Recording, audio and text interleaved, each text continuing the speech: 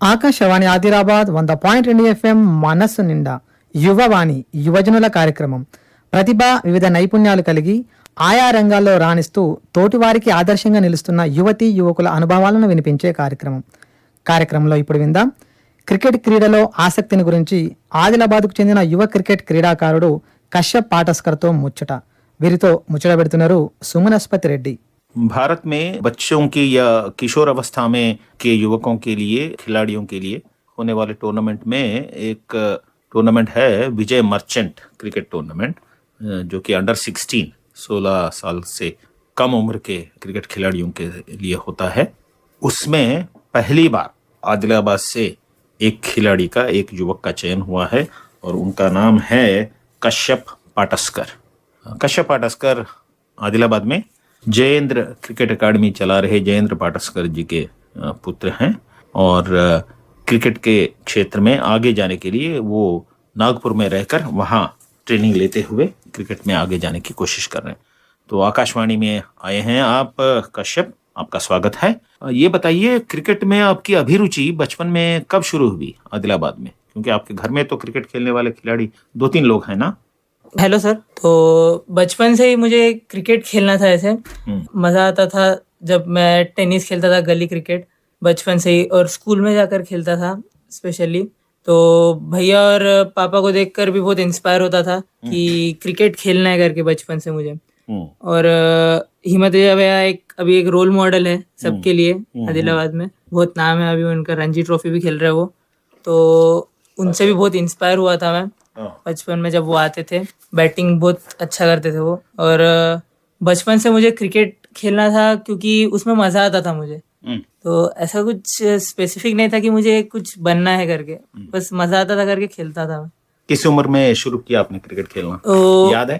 उतना तो याद नहीं है, लेकिन एकदम बचपन में. हाँ, 5 साल का जब था तब मैं स्टार्ट कर रहा था. और भैया जब वो लोग खेलते थे स्कूल में क्रिकेट, अंडर आर्म वगैरह जो कुछ गली क्रिकेट खेलते थे, तब मैं जाकर खेलता था ये भैया वगैरह के साथ. तब बहुत मजा आता था मुझे स्कूल में खेलने में. तो क्रिकेट खेलना तो ऐसे घर वालों को और हिमतेजा भैया को, इनको देखते हुए आपने शुरू किया, पर उसके बाद टूर्नामेंट्स में उनमें हिस्सा लेना कब शुरू हुआ, किस उम्र में शुरू हुआ? पहला टूर्नामेंट मैं 2019 में खेला था SGF का. तो तब यहाँ पर आदिलाबाद से? हाँ, आदिलाबाद से. तब मैं खेला था इन द एज ऑफ 10. तो ये वो हुए थे अपने आदिलाबाद में. पहले सिलेक्शंस हुए थे, ट्रायल्स हुए थे, उसमें अच्छी बॉलिंग की थी मैंने.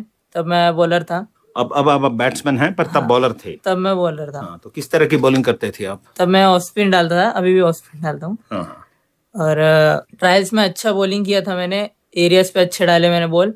उसके बाद मुझे मैचेस मिले थे, प्रैक्टिस मैचेस जो हुए थे टीम डिसाइड करने से पहले, तो उसमें भी अच्छे खासे विकेट लिए थे. उसके बाद मैं आदिलाबाद डिस्ट्रिक्ट टीम का कैप्टन बना था. तब मैं हाईएस्ट विकेट टेकर भी था फ्रॉम तेलंगाना, मतलब डिस्ट्रिक्ट से, अपने आदिलाबाद डिस्ट्रिक्ट से एज ए कैप्टन. अच्छा, ये नेशनल मैचेस में नहीं, अपने स्टेट मैचेस. हाँ. तो स्टेट मैचेस के बाद आपका तेलंगाना टीम में भी आपका चयन हुआ, सिलेक्शन हुआ? नेशनल में मेरा नाम आया था, लेकिन मैचेस नहीं खिलाए थे. अच्छा.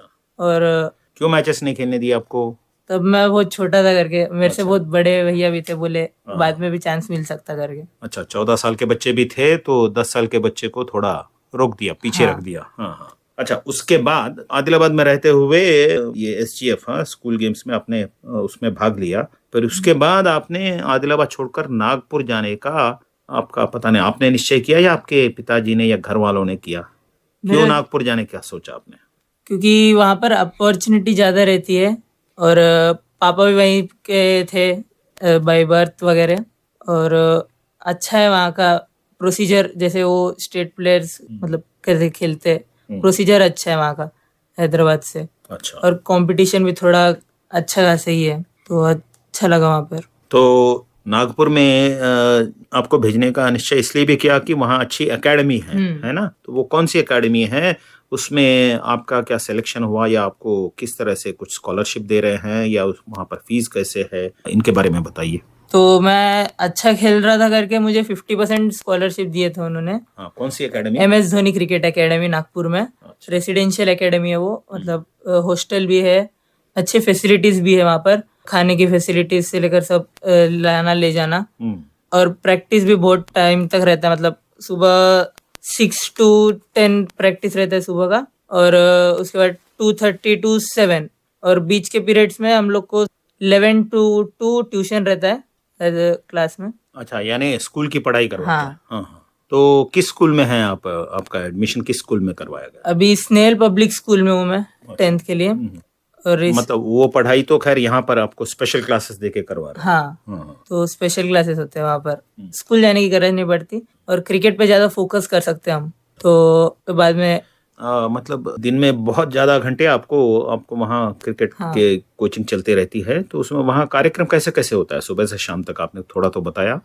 तो सुबह हम लोग का 6 to 10 सेशन रहता है क्रिकेट का, फिर उसके बाद 11 से 2 हम लोग का स्पेशल क्लासेस ट्यूशन रहता है, उसके बाद 2:45 to 7 फिर से प्रैक्टिस सेशन रहता है, और 7 to 9 ट्यूशन रहता है हम लोग का।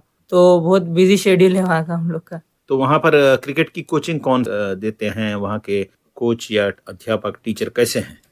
वहाँ पे सर वगैरह जो है वो बहुत अच्छे हैं।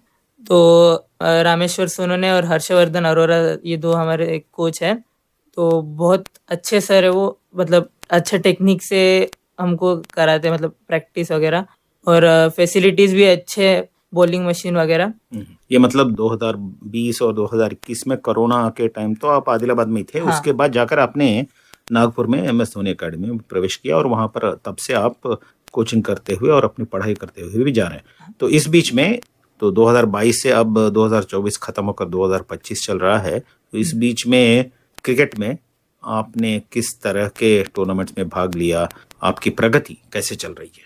स्टार्टिंग में मैं खेला था SA रहीम, जो टूर्नामेंट होता है VCA एफिलेट करता है उसे, वो टूर्नामेंट को। तब मैं पहला टूर्नामेंट खेला था अपने स्कूल की तरफ से, एस्पायर इंटरनेशनल स्कूल था तब।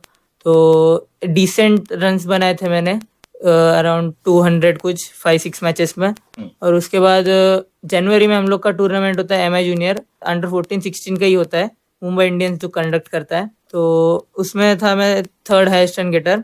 बहुत अच्छा टूर्नामेंट गया था वो। एज ए बैट्समैन में रन बनाए थे। कितने मैचेस हुए थे वहां पर? पहले 3 लीग मैच हुए, उसके बाद क्वार्टर और सेमी, हम लोगों ने पूरे 5 मैच खेले थे। क्वार्टर सेमीफाइनल हम लोग हार गए थे, तो 5 ही मिले थे हम लोग को। और सेमीफाइनल में भी अच्छे खासे रन बनाए थे मैंने, 48 पे आउट हो गया था मैं। तो अगर और थोड़े रन बनाता तो जीत सकते थे हम लोग, वो भी फाइनल जीत सकते थे हम लोग। लेकिन और उसके बाद हम लोग का इंटर एकेडमी होता है, उस साल 14 का इंटर एकेडमी नहीं हुआ था, तो 16 में हम लोग को डाला गया था। तो उसमें मैं 5th डाउन कुछ जाता था बैटिंग करने के लिए, तो वहाँ पर अच्छे खासे रन बनाए थे, नॉट आउट रहता था। मैच हम लोग जीतते थे मोस्टली वहाँ पर, और बॉलिंग भी डालता था, अच्छी बॉलिंग डालता था। इंटर एकेडमी के बाद हम लोग का ट्रायल लिया गया था 14 का, उसमें बैटिंग अच्छी की थी मैंने। तो फिर मैंने कैंप किया था अंडर 14 का, तब अच्छा परफॉर्म किया था। लास्ट में आधार हिस्ट्री करके ये रूल था, तो मेरा यहाँ का एड्रेस के कारण मैं बाहर हो गया था। 1 साल का एड्रेस वहाँ का लग रहा था, तो तब नहीं खेल पाया मैं 14। उसके अगले साल 2024 में फिर से ऐसे रही में हम लोग खेले थे, 6 मैचेस कुछ खेले थे हम लोगों ने, और उसमें अच्छी बैटिंग और बॉलिंग के कारण मुझे बेस्ट ऑलराउंडर में मिला था। अराउंड 300 रन बनाए थे मैंने। तो अब केवल बैट्समैन नहीं, आपको ऑलराउंडर कहा जाता है। मैंने 300 रन बनाए थे, और 8 to 10 विकेट्स लिए थे मैंने। अच्छा सीजन गया था। उसके बाद MI जूनियर हुआ था, फिर से 5 मैच खेले थे हम लोग। MI जूनियर्स यानी मुंबई इंडियंस जूनियर। हम लोग सेमीफाइनल में हार गए थे, विदर्भा वाले हमारे स्कूल का। हाँ, 14-16 दोनों खेला था उस साल में। और 14 में 3rd हाईएस्ट रन गेटर था, उसमें 436 रन कुछ बनाए थे मैंने, विथ 2 150s एंड 150। अच्छा स्कोर किया था 2024 MI में। तो उस वजह से मुझे चांस मिला कैंप में, मतलब ट्रायल मैचेस जो बेस्ट 40 थे विदर्भ के अंडर 16 के, उसमें चांस मिला था मुझे। तो उसके हुए थे 3 मैचेस हमारे, उसमें से मैंने एक 77 बनाया था, और कैंप में आ गया था। 28 मेंबर्स का कैंप होता है वहाँ पर। उसके बाद 2 टीम बांटे गए थे, और उन दोनों के बीच में मैचेस कराए गए थे। उसमें 250s बनाए थे। उसके बाद हम लोग का एक टूर हुआ था मुंबई का, विदर्भ का। हम लोग 2 मैच, एक मुंबई के अगेंस्ट और एक महाराष्ट्र के अगेंस्ट खेले थे। तो मुंबई के अगेंस्ट में पहला मैच प्लेइंग किया था, उतने रन नहीं बना पाया था। उसके बाद प्रैक्टिस में अच्छा करते गया था मैं, जो सेशंस होते थे सेशन खेलता था, सेलेक्टर्स को भी और कोचेस को भी थोड़ा अच्छा लगने लगा था। फिर उसके बाद और 2 मैचेस हुए थे हम लोग के छत्तीसगढ़ के अगेंस्ट, तब 28 रन कुछ बनाए थे मैंने और आउट हो गया था। तब उतने भी ज़्यादा इनएक्सपीरियंस था मैं तब भी स्टेट मैचेस के लिए, तो पहला सीजन था। तो उसके बाद बोर्ड के लिए टीम सेलेक्ट हुई थी 1 दिसंबर को, उसमें मेरा नाम आया था 15 की जो लिस्ट रहती है। तो बहुत खुश हुआ था तब, लेकिन माइंड में ये भी चल रहा था कि मेरे को हाईएस्ट रन गेटर बनना है, एनसीए करना है करके। तो हमारा पहले 2 मैचेस में प्लेइंग नहीं दिए थे। 3rd मैच मिला था राजस्थान के अगेंस्ट, उसमें 36 रन बनाए थे मैंने और आउट हो गया था। और दूसरी इनिंग में बैटिंग आई थी, 1 रन पे आउट हो गया था। फिर उसका अगला मैच था झारखंड के अगेंस्ट, उसमें 5 रन बनाया था। तो उतना बिलो एवरेज सीजन गया था वो मेरे लिए, तो उतना अच्छा नहीं हुआ था उस सीजन वैसे। तो अभी इस साल से अभी प्रिपरेशन स्टार्ट करना है 19 के लिए मुझे। तो मुझे करना है अभी 19 अंडर 19 वर्ल्ड कप खेलना है मुझे।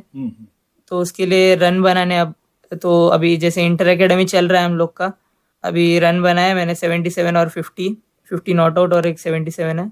और अभी और रन मारना है मुझे, और मुझे अंडर 19 वर्ल्ड कप किसी भी हाल में खेलना है अभी। अच्छा, तो विजय मर्चेंट टूर्नामेंट के लिए विदर्भा क्रिकेट एकेडमी की टीम में खेलते हुए आपने कोशिश की है, थोड़ा सफल हुए हैं, थोड़ा नहीं हुए हैं, पर आपका कॉन्फिडेंस तो बिल्कुल कम नहीं है, आप बुलंदी पे हैं और आपको लग रहा है कि आप अंडर 19 की टीम में विदर्भा से या विदर्भा से उसमें आपका चयन होगा, उसमें सिलेक्शन हो पाएगा। तो उसके लिए अभी आप उसी मेहनत में लगे हैं, है ना? हाँ। तो अब बैट्समैन के अलावा ऑलराउंडर की तरह भी हैं और आप ऑफ स्पिन भी कर रहे हैं। हाँ। तो ऑफ स्पिन करने में आपकी शैली या आपके टेक्निक क्या है, बैट्समैन की तरह खेलने में आपका टेक्निक क्या है, किसमें आपको मजा आता है? और इसमें दोनों तरह से, मतलब ऑलराउंडर में तो फील्डिंग भी होती है, बॉलर की तरह और बैट्समैन की तरह आप किस तरह आगे जाना चाहते हैं, अपनी शैली अपनी टेक्निक का किस तरह से उसको उसमें इम्प्रूवमेंट करना चाहते हैं, वो सब बताइए। तो बैटिंग में मुझे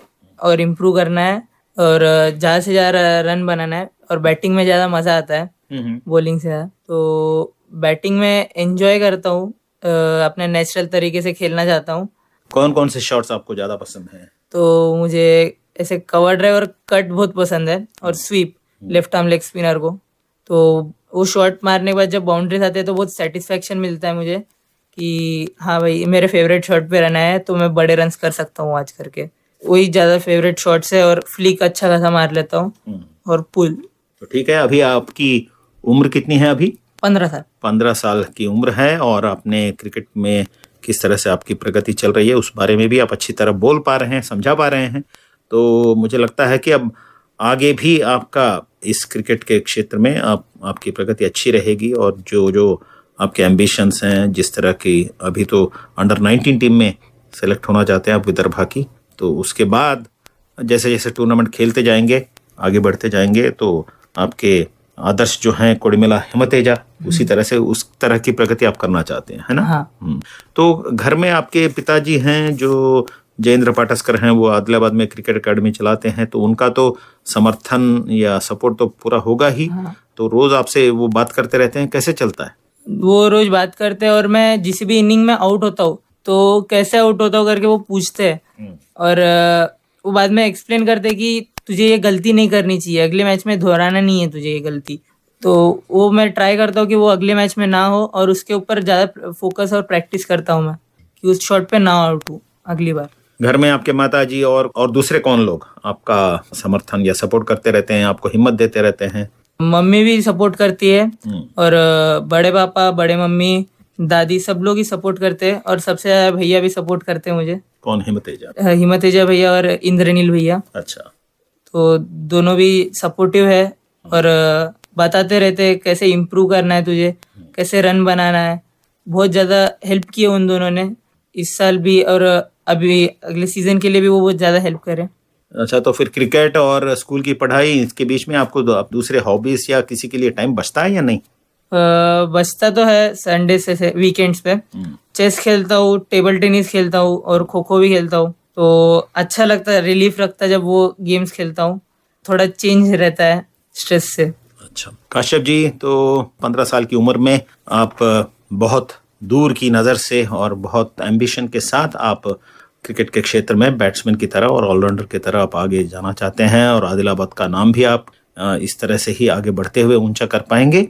तेलुगु में ना सही पर हिंदी में आपसे आकाशवाणी के लिए हमने ये सब बातचीत कर पाए हैं और आपने जो जो बताया है अपने खेल के बारे में और किस तरह से आप इसमें प्रगति कर रहे हैं, ये सुनने वालों में मुख्यतः जो स्कूल में पढ़ते हुए क्रिकेट में खेल रहे हों या दूसरे किसी भी क्रीड़ा के क्षेत्र में आगे बढ़ना चाहते हैं बच्चे, किशोर अवस्था वाले युवक, उन सब के लिए भी आपकी बातें सुनना बहुत स्फूर्तिदायक रहेगा, ऐसा मुझे लग रहा है। तो आपने समय देकर आकाशवाणी आकर अपने बारे में, अपने खेल के बारे में और क्रिकेट में नागपुर में रहते हुए MS धोनी एकेडमी में वहाँ प्रशिक्षण लेते हुए किस तरह आप आगे जा रहे हैं, उन सब का ब्यौरा बहुत अच्छी तरह से बताया। धन्यवाद। థ్యాంక్ ఇప్పటిదాకా మీరు క్రికెట్ క్రీడలో ఆసక్తిని గురించి ఆదిలాబాద్కు చెందిన యువ క్రికెట్ క్రీడాకారుడు కశ్యప్ పాటస్కర్తో ముచ్చట విన్నారు. వీరితో ముచ్చట పెట్టిన వారు సుమనస్పతి రెడ్డి. ఆకాశవాణి ఆదిలాబాద్ 100.2 FM మనసు నిండా